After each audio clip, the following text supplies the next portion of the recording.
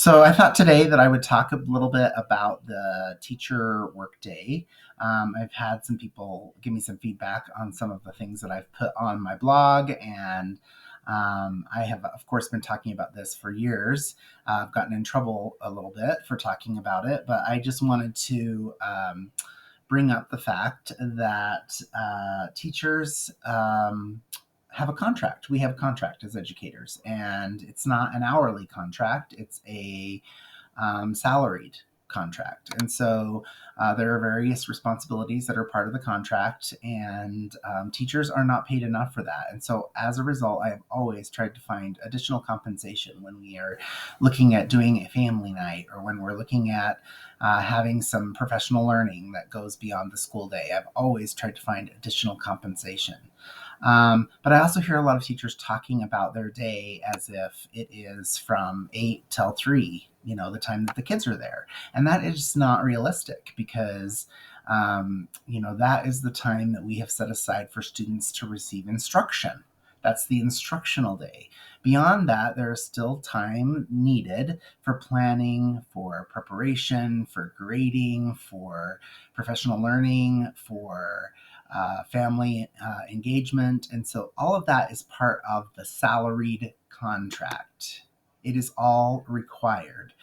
And so sometimes our work might take us 30 hours for that week, and sometimes it might take us 50 hours for that week. And sometimes we do work over the 40 hours that we are officially contracted for. But again, we're not an hourly employee, so it's kind of assumed that it's going to take 40 hours in a week. That's why when we take some leave, it takes off 8 hours. It doesn't take off 6 hours or 6.5 hours, which is the time that the students are there. So I think we do ourselves a real disservice, because I know teachers work very hard. At least good teachers work really hard. And we do ourselves a real disservice when we start to quibble over hours and time.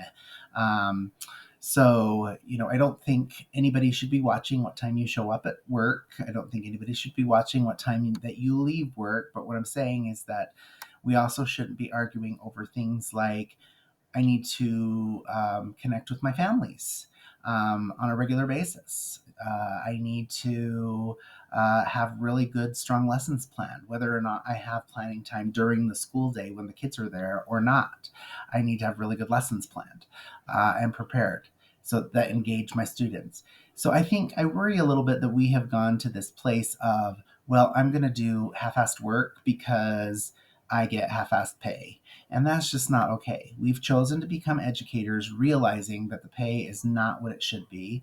And it should go up. It should be something that we respect to the high degree that any of the best paid professions are compensated.